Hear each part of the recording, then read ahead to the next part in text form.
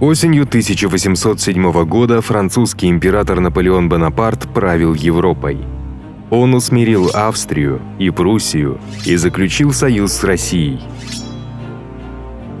Из крупных держав только Британия все еще бросала ему вызов, защищенная от вторжения благодаря своему мощному флоту. Наполеон приказал всей территории, контролируемой Францией или ее союзниками, прекратить торговлю с Великобританией, так называемая континентальная система или блокада, призванная разрушить экономику Великобритании и заставить ее правительство заключить мир. Но нейтральная Португалия продолжала торговать со своим историческим союзником Британией, поэтому Наполеон послал армию под командованием генерала Жюно, чтобы оккупировать страну и заставить ее подчиниться. Вторжение было поддержано союзником Франции и Испанией, хотя втайне Наполеон презирал испанских правителей. Королевская семья Бурбонов была декадентской и коррумпированной. Король и наследный принц ненавидели друг друга, в то время как страной фактически управлял главный министр Мануэль Годой, фаворит королевы. Испания, делал вывод Наполеон, была отсталой, слабой в военном отношении и некомпетентно управляемой. Тогда он разработал план захвата контроля над страной.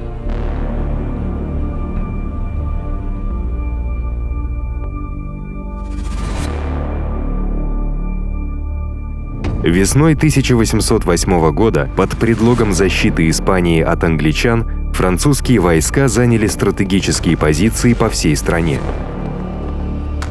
Испанский народ воспринял французское военное присутствие как последнее в длинной череде унижений и возложил ответственность за это на главного министра Мануэля Годоя. Во дворце Аранхуэса произошли беспорядки.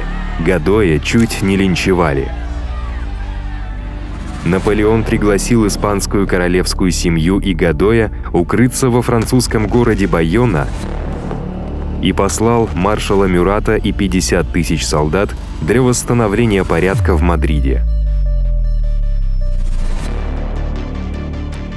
Но 2 мая 1808 года жители Мадрида подняли восстание против солдат Мюрата. Оно стало известно как восстание Дос де Майо, увековеченное художником Франсиско Гойи. На этой сцене изображены мамилюки императорской гвардии Наполеона, атакованные жителями Мадрида. Погибло 100 солдат. Французы ответили безжалостно, расстреляв десятки людей на улицах и казнив еще более сотни.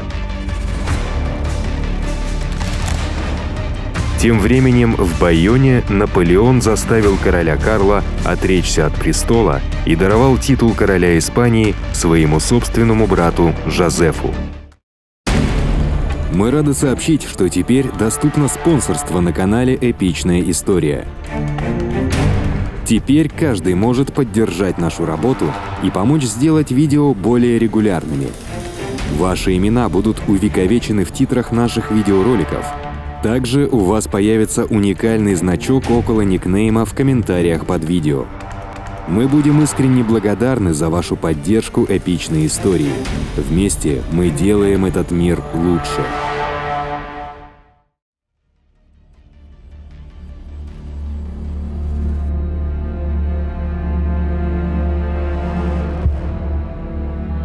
Тем летом, когда Наполеон навязал Испании новую, модернизированную конституцию, а его брат Жозеф вступил в Мадрид в качестве ее нового короля, испанцы отреагировали с яростью. Французы были не просто высокомерными иностранцами, попирающими их национальную честь. Они были безбожными атеистами, которые во время французской революции отвергли Папу Римского и католическую церковь. Наполеон, предупреждали священники крестьян, был самим антихристом. Восстания вспыхнули по всей стране. К испанской армии присоединились ополченцы и партизаны, которые нападали на французские войска и убивали коллаборационистов. Французские солдаты проводили жестокие репрессии, не щадили никого. Бесчисленные зверства ужаснули Франсиско Гойю и привели его к знаменитой серии «Бедствия войны». Сначала казалось, что французы легко подавят восстание. Жирона, Валенсия и Сарагоса были осаждены французскими войсками, в то время как испанская армия Галисии была разбита маршалом Бесьером в битве при Медино-дель-Риосеко. Но 8 дней спустя, когда генерал Дюпон и 3 французские дивизии вышли из Кордовы, замедленные повозками, груженными добычей, они были окружены в Байлене андалузской армией генерала Кастаньоса и вынуждены были сдаться. Испанцы взяли в плен 18 тысяч французов, около половины из которых позже умерли от голода. Байлен был унижением для Франции, ее первым крупным поражением с тех пор, как Наполеон стал императором. Враги Франции по всей Европе были в восторге. Наполеон был вне себя от ярости. Ситуация становилась все хуже и хуже. Португальцы присоединились к восстанию, в то время как ожесточенное сопротивление испанцев вынудило французов отказаться от осады Валенсии, Жироны и Сарагосы. Новый король Испании Жозеф Бонапарт даже был вынужден бежать из столицы. Британцы помогли восстанию, которое испанцы теперь называли «войной за независимость», отправив оружие в Испанию с помощью Королевского флота. 1 августа небольшая британская армия под командованием сэра Артура Уэлсли высадилась в Португалии, чтобы помочь их восстанию. 17 августа он разбил небольшой французский отряд при Ролисе, а затем, 4 дня спустя, разбил главную армию Жюно в битве при Вимейру.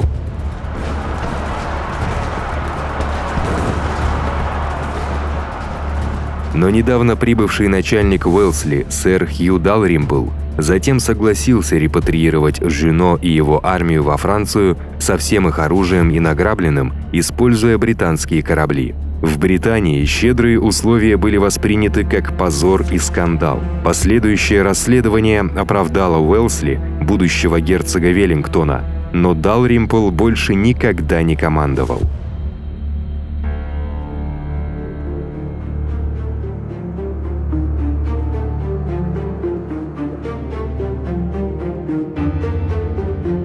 Наполеон решил, что единственный способ разобраться с ситуацией в Испании – это отправиться туда самому.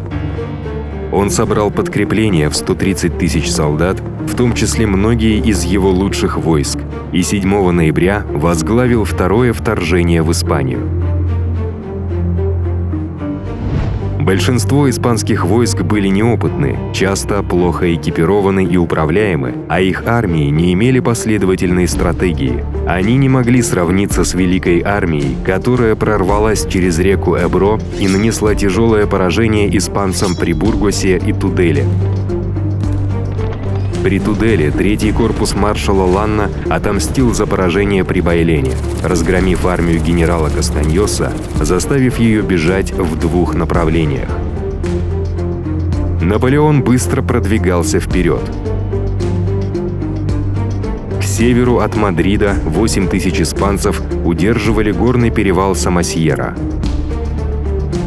Наполеон, которому не терпелось прорваться к столице, приказал выдвинуть вперед польскую легкую гвардейскую кавалерию. В приступе почти самоубийственной храбрости они атаковали испанские орудия лоб в лоб и позволили французам захватить перевал. 4 дня спустя, после того, как Наполеон пригрозил стереть город с лица земли, Мадрид открыл свои ворота для его армии. Не подозревая о катастрофе, охватившей испанские войска, британская армия численностью 20 тысяч человек под командованием сэра Джона Мура только что прибыла в Саламанку после 500-километрового марша из Лиссабона с еще одним небольшим отрядом на пути из Коруньи. Британская армия была неопытна, но в отличие от большинства испанских войск, она была хорошо обучена, организована и руководима. Когда до Мура дошли новости о крахе Испании, он, тем не менее, планировал отвлечь французские войска, атаковав изолированный 2-й корпус маршала Сульта и угрожая коммуникациям Наполеона с Бургосом и Францией. В Саагуне 21 декабря британский 15-й гусарский полк продвинулся ночью сквозь зимние морозы и на рассвете атаковал французскую кавалерийскую бригаду, разгромив ее одним мощным ударом. Но когда Мур готовил полномасштабную атаку на корпус Сульта, он получил известие, что Наполеон быстро продвигается к нему со своей главной армией из Мадрида.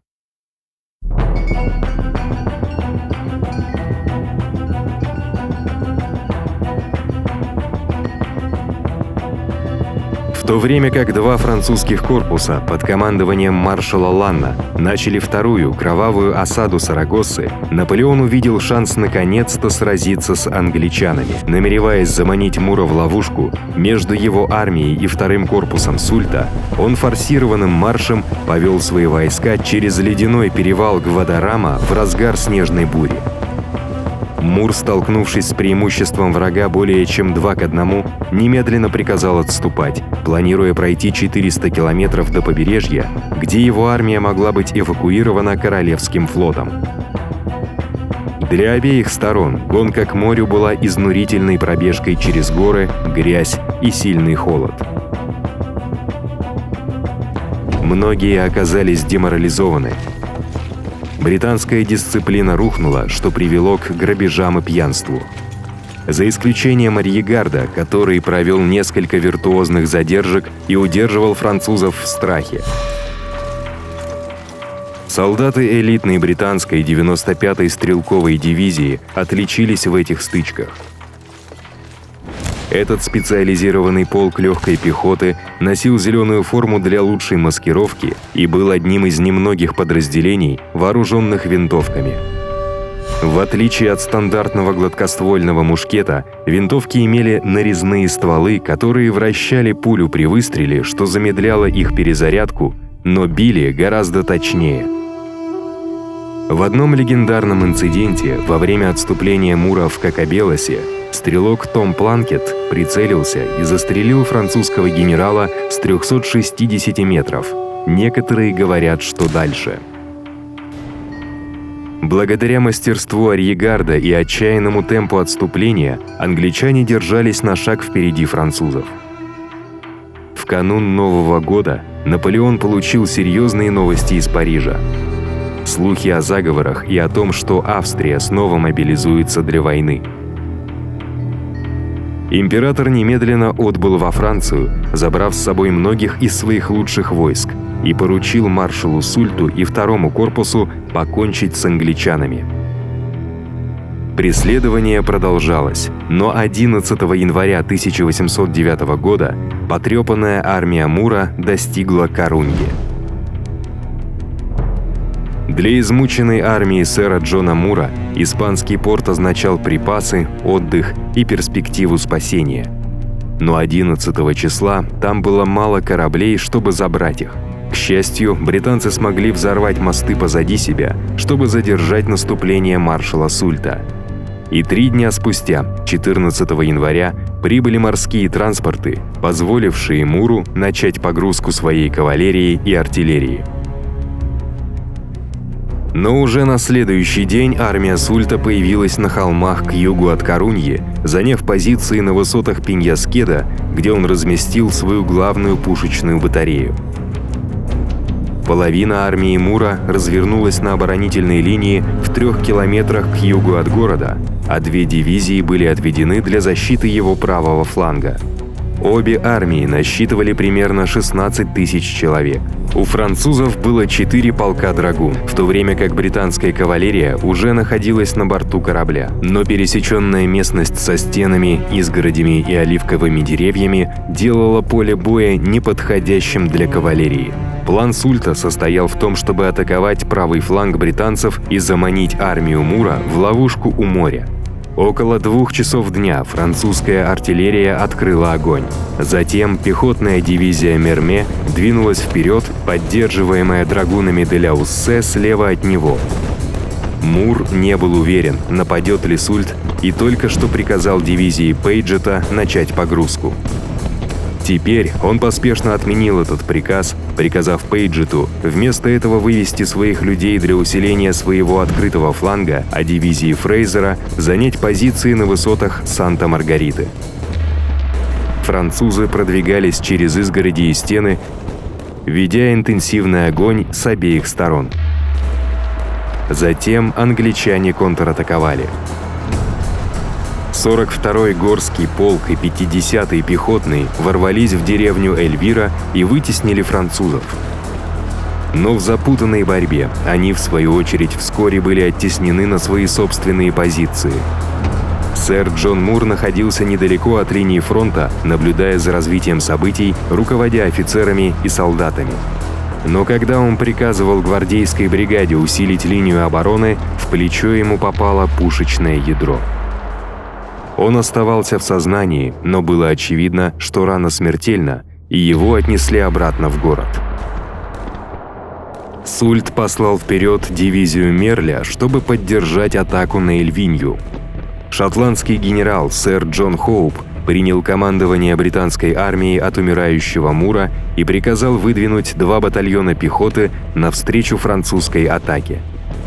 Теперь дивизия Пейджета, возглавляемая стрелками 95-го стрелкового полка, прибыла, чтобы укрепить правый фланг британцев. Местность была настолько плохой для лошадей, что французские драгуны решили спешиться и сражаться пешком, но были медленно оттеснены англичанами. Продвижение Пейджета угрожало флангу атаки Мерме на Эльвинью, и он тоже был вынужден отступить. В то время как атака справа пехоты де Лаборда закрепилась в деревне Пьедралонга, но завязла в тяжелой перестрелке. Около 6 часов вечера наступили сумерки, и стрельба на поле боя прекратилась. Новость о том, что британская оборона выдержала, достигла Мура незадолго до его смерти в Корунье около 8 вечера. В ту ночь британцы разожгли походные костры и выставили часовых. А после тихо отступили в Корунью, чтобы начать погрузку. На следующее утро французы обнаружили вражеские позиции покинутыми, но они не спешили воспользоваться этим преимуществом. Только в полдень они смогли поднять 6 пушек и установить их на позиции с видом на залив Корунья. Англичане почти завершили эвакуацию к тому времени, когда французские орудия открыли огонь. В спешном отступлении несколько британских транспортов сели на мель, а 2 были подожжены. Но в целом потери были незначительными. Небольшой испанский гарнизон удерживал Корунью, ожидая, пока британский флот сбежит, прежде чем сдаться.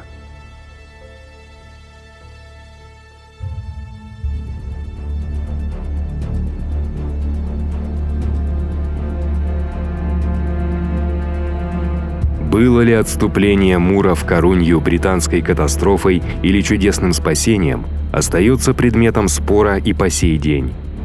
Бросила ли его армия Испанию в трудный час или отвлекла главные силы Наполеона, выигрывая время для союзников? В любом случае, единственная британская армия была спасена и вернется, чтобы сразиться в другой раз, в то время как Наполеон теперь столкнулся с перспективой длительной войны на Пиренейском полуострове и возобновлением конфликта с Австрией. Война на 2 фронта, которая бросит вызов его империи как никогда раньше. Наполеон совершил грубую ошибку в Испании, но прошли годы, прежде чем масштаб его ошибки стал очевиден. Позже он скажет: «Я довольно неудачно взялся за это дело, признаю это. Безнравственность проявлялась слишком явно, несправедливость была слишком циничной. Все это остается очень неприятным». Спасибо за просмотр. У нас появилась группа ВКонтакте, Твиттер и Телеграм-канал, ссылки будут в описании. Подписывайтесь, там мы будем выкладывать интересные материалы по истории, а также сообщать о выходе новых роликов. А если вам понравилось это видео, пожалуйста, подпишитесь на наш канал, поставьте лайк и обязательно поделитесь им со своими друзьями. Отдельная благодарность Кириллу Дрельесу и Шерлоку Холмсу.